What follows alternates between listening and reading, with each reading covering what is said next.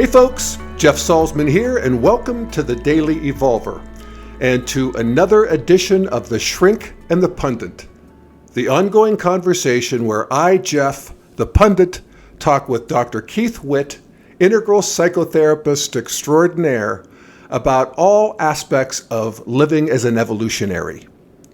In this episode, Keith and I address a topic very relevant in our time of political polarization, and that is, can we really be friends with our enemies? Our conversation was sparked by a letter that Keith sent me about a dilemma he was having. As you often do, you wrote me a letter about what we might talk about, and I, once again, was very stimulated by your letter. I love when you write me letters, Keith. Oh. And I love this one because my body. Yeah. Well, you end this letter with a query, and it's one that I think a lot of people have.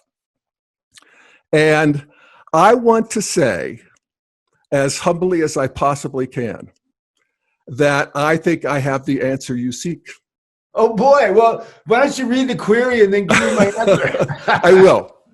And I'll just to lay out the letter, you talk about just what we were talking about, that your friend had a car right into his office and the insurance company's screwing him over daily. And this is a story for our times and represents what's going on. And that's, your letter has a lot of that. You talk about how you are so upset about the harmful and irrational behaviors, as you put it.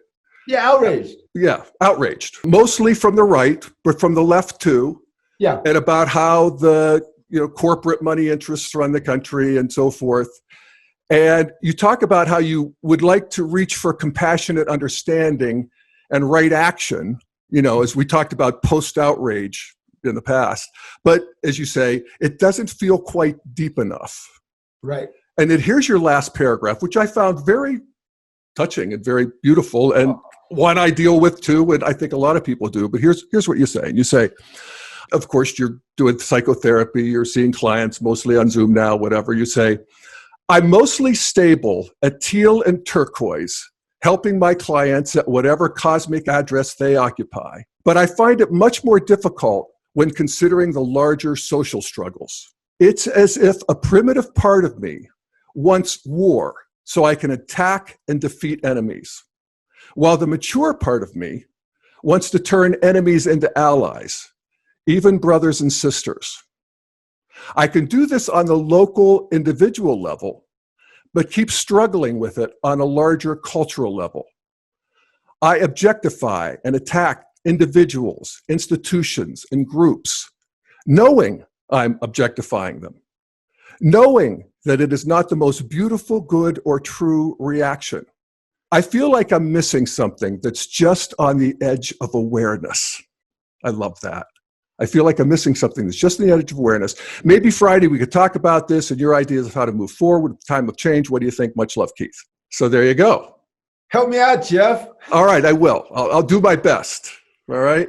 So if I could jump, before I get into the answer, okay. I want to go back in your letter just a couple paragraphs where you talk about how integral consciousness manifests. I was reading it thinking, these are the three noble truths of integral, right? Yes. So you say, 1, we are ignited by a vision of enlightened existence. 2, we find practices and teachers that guide us incrementally in this vision. And then we progress developmentally, eventually expanding and transforming our worldview. So let me just use those as sort of a structure for my response. First of all, I would question your first one in this way.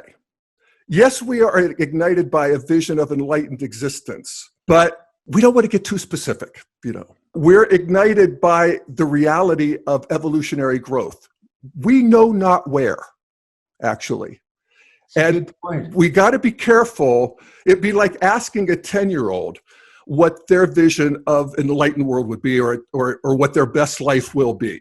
Mm-hmm. And when I was 10, it would have been having whatever I want out of the Sears catalog. I mean, literally, I would sit and think, oh, I went Mediterranean. No, I went early American. You've done that. I mean, that actually worked. Oh, yeah, I've done this. So, yeah, I think the vision of enlightened existence is that there is a growth towards goodness, truth, and beauty, and often by means of their opposites, actually. It's the strangest thing. But this is how God set it up. I don't approve, but here we are. So yes, then we find teachers and practices to guide us, absolutely, which is mostly, in a way, about deconstructing the worldview we have at any given moment. So we can move from 8 to 10 to 18 to 24 and actually include more. And that's your sort of last point, as you say, we develop developmentally, expanding and transforming our worldview.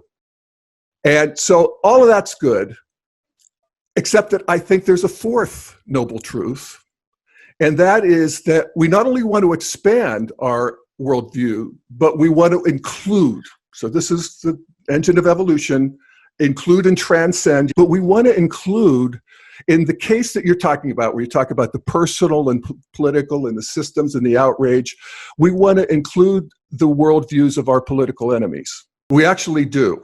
And what I'm doing right now is, I'm not sure I'm including their world. I am. But mostly, I'm deconstructing my progressive worldview these days. I can't buy it anymore.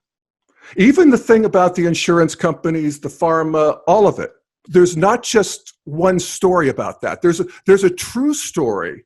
The progressive story is true, but believing it in the way that we've come to think that we have to believe it is inhibiting our growth now. So it's true but partial. It's true but partial. Yeah, exactly. And the partial part is the part that doesn't include the truth of the competing worldviews. I think at least that's one way to move forward. So first of all, I really like that. And synchronistically, there was a lecture that Becky and I listened to on Bulletproof Radio, of all things, with interview of Osprey and Dr. Robert Rowan. Dr. Robert Rowan is a pioneer of alternative methods of working with infection and viruses. And two of the main methods that have been validated widely by science are taking blood and subjecting it to ultraviolet light. And the second one is using ozone. And this guy, Dr. Robert Rowan, went to Sierra Leone and cured Ebola patients using the ozone blood treatment. And a guy back in the 30s had a company where he was curing people of hepatitis C taking the blood out and putting ultraviolet light on it. Okay, and this guy, Dr. Robert Rowan, is a real thing. And he has used this in a wide variety of areas. The reason that the ultraviolet thing stopped in 1950 was two things. One, they had antibiotics. And two, the person who started the AMA, Dr. Martin Morris Fishbein, went to the person who'd started, the person who started the company that was building the machines for ultraviolet, and said, give me a part of your company or I'll ruin you. He apparently did that with a number of companies. And the guy said no, and he ruined them.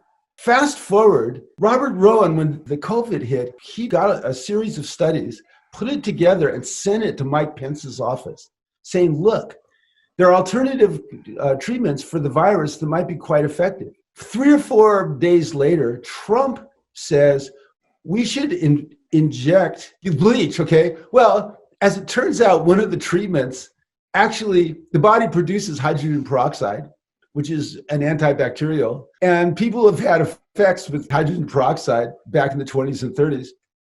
And he said, we should use light. He must somebody must have mentioned this to him. And so he, did his processing. And I thought, okay, so Trump's actually heard something that might be effective.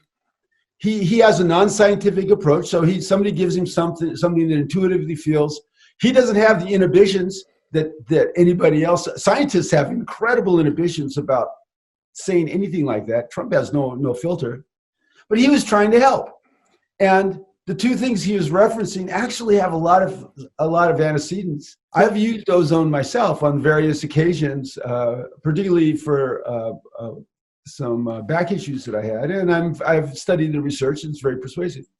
Okay, I thought, okay, so Trump was trying to help, and everybody just ridiculed him because he lies all the time, because he's impulsive. But he heard some data, and he wanted to put it out, and that was him trying to help. Yeah. Donald Trump is trying to help. Yeah. So that's what I forget when I'm out there. Yes. I mean, you and I talked about this before, that when one side, progressives and traditionalists, this is the contours of the culture war. Yeah. When they see bias in the other side, I think from an integral perspective, we can see that it's not bias in the way that they see it. It's actually, what we're talking about is, even though it's hard to see, is that both sides are actually telling the truth. From their worldview. From their worldview, exactly. Yeah. And they're operating in good faith to the degree. There's the hard part, Jeff. Well, here's the thing. Here's the differentiation. They're operating in good faith to the degree that they're trying to make the world a better place by their lights, a better world for their grandchildren. Mitch McConnell, Dick Cheney, all of them really want that. Okay, Trump's a category of his own. I'll set him aside for a second, but they all want that. And yet they're operating in bad faith to the degree that they're willing to take whatever means necessary to make their vision happen. Yeah, there you go. Okay, that's true of the left too. That's what I'm beginning to realize as I pop out of the progressive delusion that I think I've been in, honestly. So how is it true of the left? Help me out here. Well, here's an example. I just finished last night the book Hate Incorporated by Matt Taibbi, who is the political correspondent for Rolling Stone magazine. And he's in the tradition of Hunter Thompson, very liberal and all that good stuff. But he wrote a book that is remarkably even-handed. Here's how I'm sorting this out for myself, Keith, is that I don't want to listen to the liberal progressive point of view as espoused by liberals anymore. I don't. And I especially don't want to hear the critique of the right by liberals. I want to hear the critique of the left by lefties and the right by righties. And here is, so Matt Taibbi comes along and he writes this book about how, actually the political system is working if you consider that there are tens of thousands of people who are making very good livings off of peddling outrage. That's right. Peddling hate.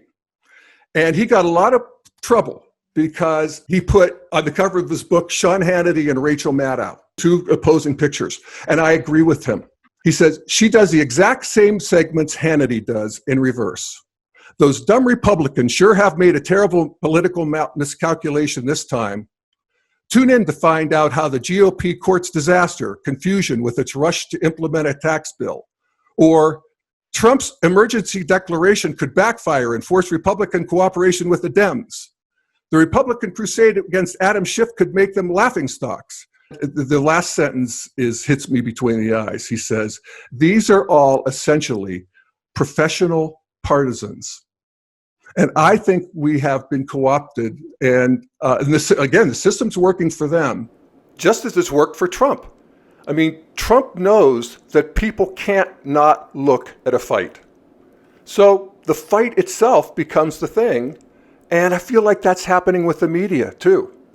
And, so the more outrageous the things they say, the more attention they get, the higher their Q scores, their ratings, the more money they make, the higher their profile in the culture.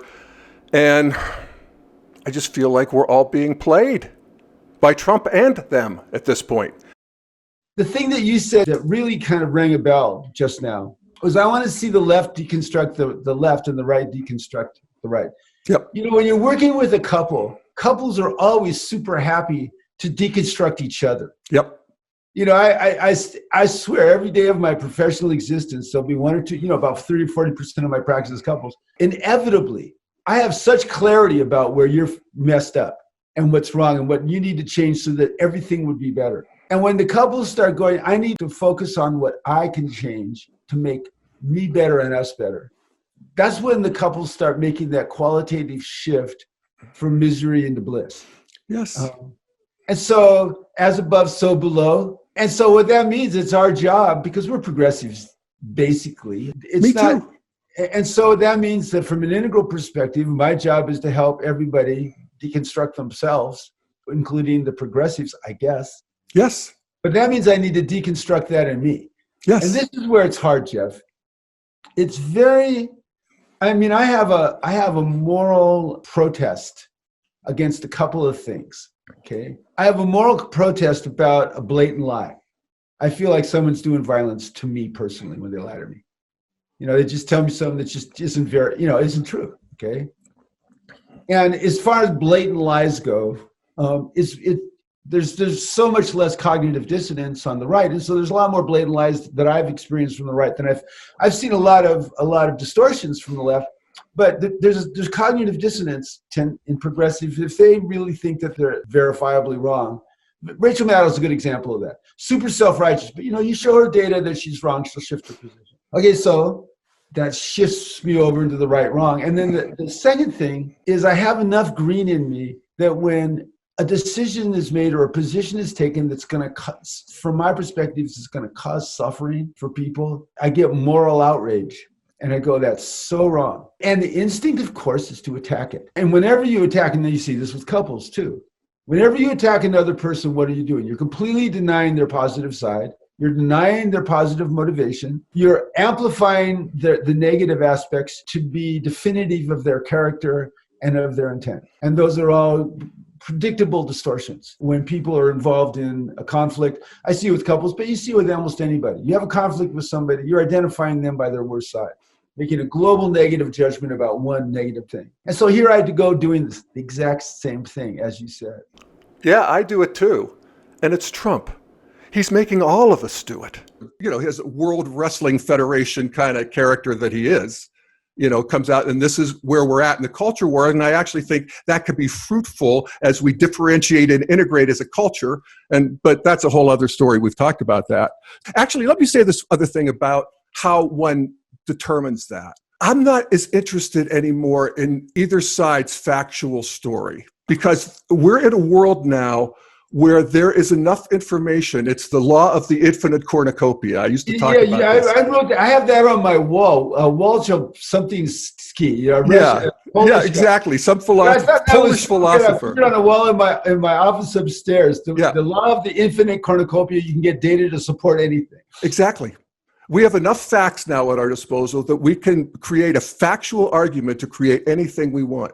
And so I'm less interested in that. I think we need to move into a trans-fact consciousness. That is one that includes facts. I think facts are important, and we'll continue to get better facts as we continue to grow. But there's a bigger consciousness that wants to come online that just wants to fucking exhale about these factual arguments. Or, because all right, I get you. They're being used to support, yes, to critique the other and not to not deconstruct. Not to look for deeper truth in ourselves. Exactly. And actually, the deeper truth is actually, what happens after that exhale, which is where you let them all in and you let these other worldviews in. Even magic. I mean, we can do the whole, first tier, but we do let them all in and give them some space to breathe and, listen to each other in ways that we hadn't before. And drop this solidity of defense that we just so reflexively have. Almost all the descriptions of second-tier functioning that people have had and the experiences that we've all had when basically, you do this enough, you have spent a lot of your time at a second-tier consciousness doing whatever you're doing. They involve the inadequacy of language, the reflexive understanding that there's always alternative and multiple perspectives, the good sense of deconstructionism, the truth is flexible and relative, and that the current perspective is just this and will change as time passes. That's a felt understanding. It's not a cognitive belief system solely. Now, in that moment, my outrage doesn't disappear, but it becomes one of many factors that I'm taking into account. Because I'm always going to be outraged when someone does something that hurts another person where it seems like it's unnecessary suffering. Yep. But it doesn't have to hijack my consciousness. Yeah. And that's the other point that you make is that, what did you say? That you have to stand up against suffering. And what I've come to realize is that the right has an argument about lessening suffering too. And the right is afraid that the left is shooting holes in the lifeboat of capitalism and this thing that has created the most material plenty. Now, they have all kinds of blind spots about that, but there's a basic truth to that. And we've seen it play out in the COVID thing, where The left is far more sensitive to the health consequences, the suffering of the people on the front line, all of this sort of thing.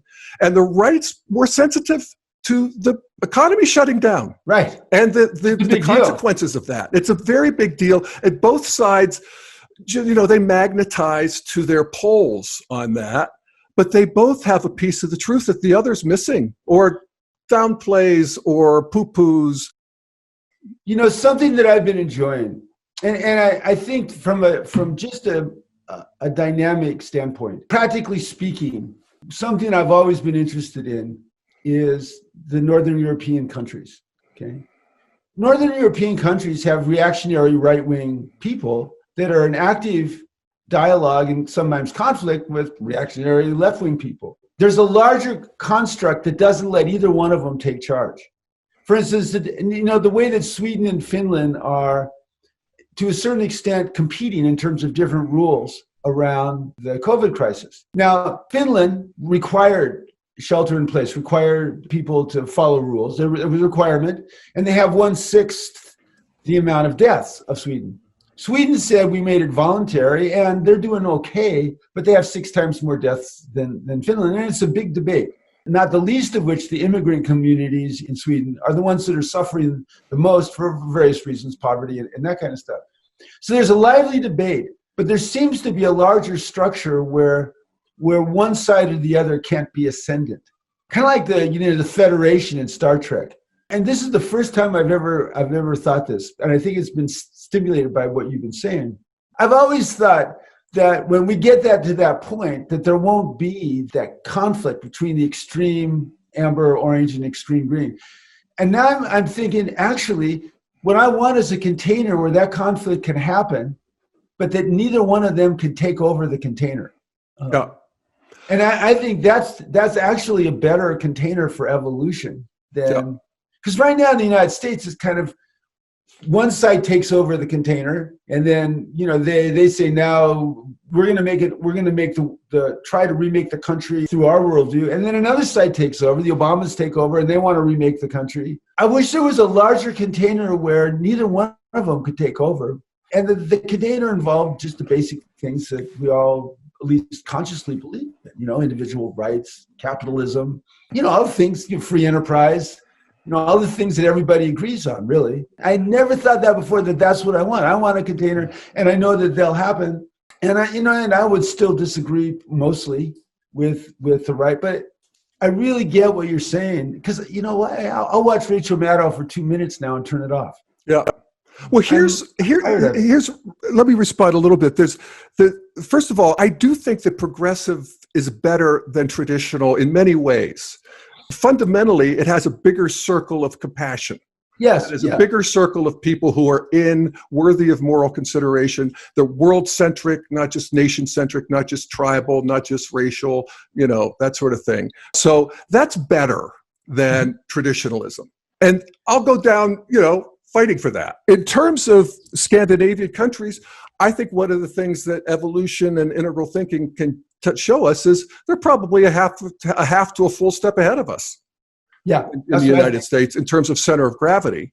Yeah, it was not so easily won either. If you look at the 20th century, Western Europe. The second thing is that the idea of one side winning, I think actually we're there in our way. Actually, there's nothing necessarily wrong with lurching one left foot and then lurching to the right foot and lumbering forward that way. It's never pretty, but we do have a better society, and even I hate to say this. I mean, I may want to edit this out, but even Trump, aside from the fact that he's an odious, narcissistic vulgarian, I'm not sure exactly how bad he is.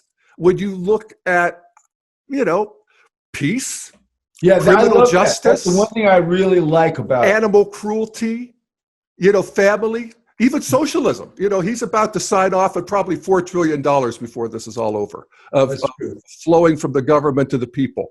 That is, we'll argue about how that all went, and we'll sort that out. But, I mean, that's $4 trillion. A lot of that's going to go to the people. That's true. Yeah. I mean, I don't know. I mean, again, I hear the argument from the right that this is going to make people lazy and they're going to expect the government, and all of the fears, legitimate. This is where we lefties have to let that in. There actually is a moral cost to free riding. Yeah. That we have to be aware of, that the left is, it's like, write the checks, socialism. That the right actually has something to say there. Well, yeah, and you can see that in Greece. And in Italy, where their economies are going to hell. Okay. Yeah. Why? Because green people got to give people a lot of stuff, and they didn't tune up the economies to the extent that the economies could support what everybody was giving away. Yeah. Okay. Yeah. So we don't want that to happen. Another thing about this, I've been thinking about John Wellwood wrote a beautiful piece about spiritual bypassing many years ago. This is kind of the signature piece about spiritual bypassing. And he did it in the context of Buddhist communities. But I think about it in terms of me and my friends and all evolutionaries, essentially. And it goes back to what you said about include part of include and transcend. That for me, it's not okay for me, it's spiritual bypassing for me to deny the part of me that wants to go to war, someone who's acting badly. Okay, that part of me needs acknowledgement. It's the healthy red part of Keith when it's healthy. And what I haven't had with this in a larger level, I'm okay with that on a local level. But on a larger level, what you're saying, particularly the idea of the left should be deconstructed, the left, the right should be deconstructed, and the sense of a larger container where this thing can go on. And I think, I got to say, you're right. I mean, the Bill of Rights still has existence. The Constitution still has existence. The courts still have existence. Law, totally. Maybe Trump can ignore rule of law for the next year or 5 years, but rule of law is still gonna prevail. Even though, and there's been racism and Jim Crow and the legacy of slavery and trauma and all that other stuff. Yes.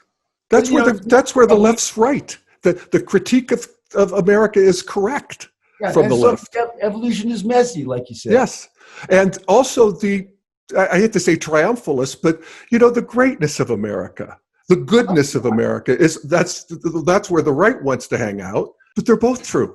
And actually, can we be big enough to breathe both of those babies in?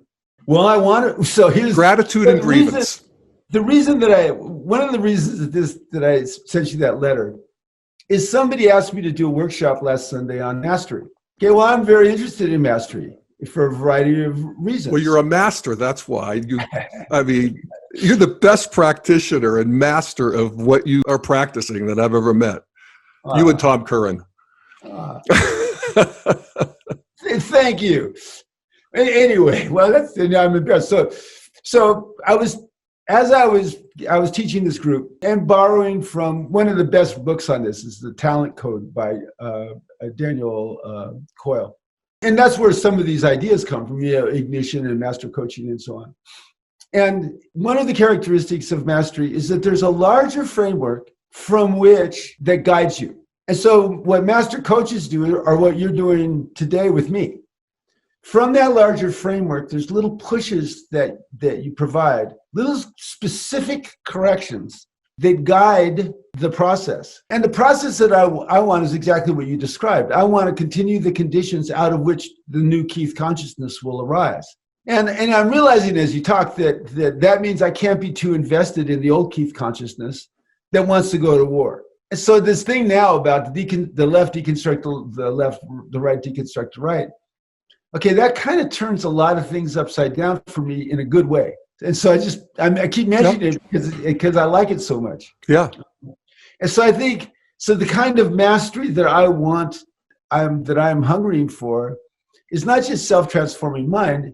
It's self-transforming mind where when this stuff comes up, it's not in conflict in me anymore. It has a place to go.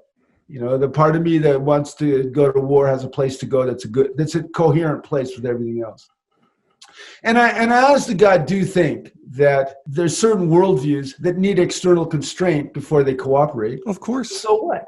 Yeah. Okay. Well, actually, the one you're talking about, red, that's the one that wants to go to war. Now, we actually want red to, maintain itself through the integral We want to bring back red in an enlightened warrior, which is one of the things you've practiced all these years with your martial arts and so forth. That. It's funny, Keith. You talk about it in your letter. I don't know if I could find it offhand here, but you talk about how this is happening for you in two areas. One is personal and one is political. And you're actually pretty good at the personal. I agree. I think you really work with all these energies personally. Actually, extremely well, certainly better than I do. I'm a mess. But politically... Not a mess, Jeff. You're great. Well, politically... integrating these energies, it's not easy, especially to the degree that you're plugged into the hate machine, the outrage machine. I was talking to a guy who was born in Austria yesterday, and he said something that was interesting to me. He's a progressive, and so he's a doctor, and so most doctors are somewhat appalled by the lack of a coherent response. He said, for so many years, America was the stabilizing force that we all look to. And I thought to myself, okay, so we're talking about 60 years, really, where at least psychologically, America was a stabilizing force in the world for individual rights, human rights, democracy. And I'm thinking, okay, so maybe it's, they're feeling some pity for the U.S. citizenry now, but 60 years of being that in the world, that's pretty impressive. I went, wow, that was a little window of the European attitude towards that part of the United States. And I thought, that's the best of the United States. And with a lot of stupid mistakes, the United States has done a pretty good job doing that. I don't know what will happen in the future, but what you're talking about for the last, since World War II, Europe was in rubble. So we were the only game in town. Now in Japan too, and now, we have this whole modern world. We don't need to be in that. Why would we be in that position any more than anybody else? And there's something that's true about Trump's attitude of, you guys take care of yourselves. There's truth to that. Yeah. And stop complaining about us, Another interesting thing, you mentioned in World War II, Japan has the lowest CO2 output of its existence. And Germany has been the poster child for the enlightened response to COVID and keeping their economy in. So these two countries that were in rubble. I know. And these countries that all suffered fascism and have risen, and now they're coming in and they're leaders, that we're comparing ourselves and looking to them. Now, I like that. Yeah. I would love to have people more enlightened and more powerful psychologically or materially. It will never be militarily for a long time. But philosophically, that really supports world-centric unity thinking. Yeah. Certainly it does for me. The whole American exceptionalism, I think, is in all of us to some extent. I think that's got deconstructed a little bit, seeing these superior responses in different parts of the world.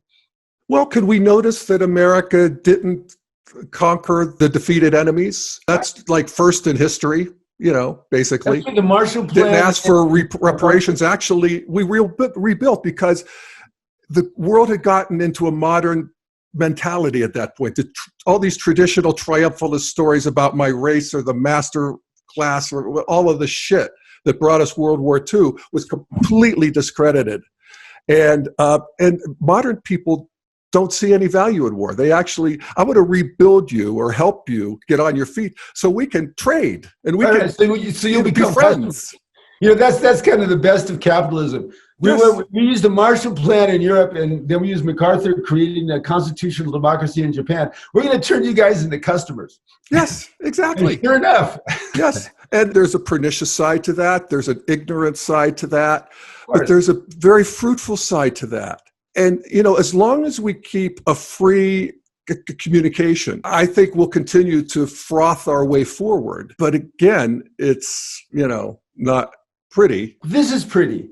When you're talking to me, your reflection, Becky and I were walking on the beach today, and we were talking about this, because, I knew we were going to have the conversation. And Becky said something that, she's been my best teacher ever. She's one of those brilliant saintly people that go through life, and only a few people know how brilliant saintly they are. And she said, I think that there's a consciousness around the world. I'm feeling it. The people that I was listening to, Dr. Robert Rowan, as you're talking, where people are saying, I'm uncomfortable with simple, simplistic, black and white, right, wrong. There's a larger set of perspectives, and there's people out there that intuitively lots of people that I respect, if they were in this conversation, a lot of people in Europe, a lot of people in the United States, they go, yes, they would be agreeing with us. I think there's a lot of politicians, if they were in this conversation, they go, yeah. And the reason that I'm not deconstructing the left is because of this. They would have a reason. The reason I'm not deconstructing the right, but they would have some of this forward-thinking consciousness of, let's keep trying to make it better for ourselves and for everybody, and something good is going to happen. Something unexpected, something maybe different. Absolutely. We don't know where we're going, but we could trust that it's going to be, we're going to ugly our way to something more beautiful, But, in a way, it's easier to predict a disaster than a triumph in this area. Because a disaster can be all the old forms. Because we have exemplars for every kind of disaster, okay, including plagues. We really don't have forms for new consciousness. Yeah.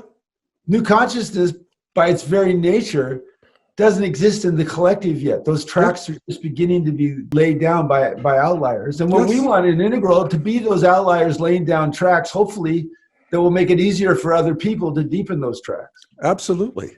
And part of that has to include, what you just said about disasters and the fundamental truth that the whole thing's a fucking disaster. We live in a world, and again, I don't approve of this, but we live in a world that is at best unsatisfactory. Yeah. And at worst, it's the torment of innocence. Jesus Christ, where do we begin? Where is that book, Full Catastrophe Living? Yes. So, our resistance to that reality, and I resist it, I don't want to not resist it, but I get that sets off this whole cascade of this shouldn't be happening. It's awful that it is. I can't stand it, and somebody has to be blamed and condemned. And I'm bored with it. I'm bored the fucking death with it. So, okay, Jeff, so what is it for you? What's your sense of the emergent consciousness? What's your sense of it? Yeah. Well, a lot of it is just a sense of openness and excitement and wow, and not knowing. I'm glad that when I was 14, I didn't get to decide what I was going to be when I was 16 or 18. I had no way of knowing, or 60, but it's going to be something. It's going to be good. And I see this in the world. I see the other part too. And, I look around, even in the integral world, Keith, and there's people, the world is unraveling. And how about the world is raveling? It's both. The world's gone nuts. Well, it's compared to what? Compared to the 14th century? Compared to 1968? Compared, whatever. It's interesting you mentioned you were 14. I just did a talk with Corey on adolescence. And when I gave that talk on adolescence, I reminded me, and Ken has said this forever, everybody has to be born and grow through the same stages. Yes. And that's just going to keep happening. And so as long as that's happening, then, and it keeps going on through adulthood, it's going to always be messy to some extent. Well, and that happens collectively too. And I would put humanity, we're maybe in our early 20s, center of gravity. There are, of course, people who are spiking all kinds of places, and there are lagging edges to that too, where cultures that are 12 and 9. Yeah, I'd say we're in our last stage of adolescence, maybe about 23. Yeah. The last stage of adolescence. Something like that. Yeah. And so I may have said this to you before, but there's a certain scandal to integral. That is that we see ourselves, I think rightly, as parental. It's like when I look at the media landscape, I could either get depressed and outraged, or I could just view it the way I would look at an 8th grade playground. I got to say, when I'm in that consciousness, and for me, that consciousness is my most mature consciousness. It's where I spend most of my time doing psychotherapy, certainly. But when I observe the world, and it's a different flavor of consciousness than my outrage consciousness. I mean, outrage to me when I'm in the parental mode is an entirely different experience. And this, I think this is another insight that's coming to me from this conversation, that the part of me that wants to go to war, it will pull me out of that. It's like a grown-up having a power struggle with their 4-year-old, okay? There are actually 2 kids there. If the grown-up goes back into the parent, it's not a power struggle anymore. It's something else. And I think, at least for me, I need to embrace that. A good parent is not right all the time, but a good parent is responsible all the time. Yeah. In other words, when I'm in that mode, and other people will be more right than me, fine. Okay, a good parent will change their perspective, but they never give up their responsibility to be a good parent. And I think that's it. I think that there's a part of me that wants angrily to give up my responsibility to be a good parent. And I'm realizing I don't have that right. I will not allow Keith the right to give up. I might neglect that responsibility. But if I am, I'm making a mistake, because my personal principle is that's my job. And that's our job. It's our job to stay there. Yeah. And I actually think that we can extend that a little bit to even a grandparently role, which is a little less neurotic than a parent role. A parent actually has to hope, Jeff. Well, a parent has to decide who's right, A or B, and a grandparent says, let me know when you're bleeding. Yeah, I'll support everybody. Yeah, or they'll listen to both and just sort of give them a cookie. But well, look, let that be the cherry on the cake of this Shrinking Pundit. Yeah. They were struggling all to be good grandparents. Yes, okay? That's how I see. That might be a reflection of the integral movement aging out, but I don't think so. I think that might only be a part of it. Yeah. Well, I think it's terribly arrogant, but I'll take the scandal of claiming that, because otherwise I'm just, bouncing around with my own clubs and bombs, and I don't want to. I'm tired of it. Well, Jeff, I'm a pretty discerning person, and you're the person that I wanted to help me with this. So that tells you something about your status, at least in my consciousness, about being a master coach for me. It helped take me further around this. So thank you, Keith. That's something. I mean, it's astonishing to learn something at our age from each other. Hopefully we'll keep doing it, Jeff. Exactly, as I have done many times from you, and my listeners have. People love you, and I do too. And I love you, Jeff. Yeah. All right. Well, I think that's a good cherry on top. That's a good cherry on top. Much love to everybody. Much love, everybody. You can see my stuff at dailyevolver.com, drkeithwitt.com. That's right. And we'll see you next time on another episode of The Shrink and the Pundit.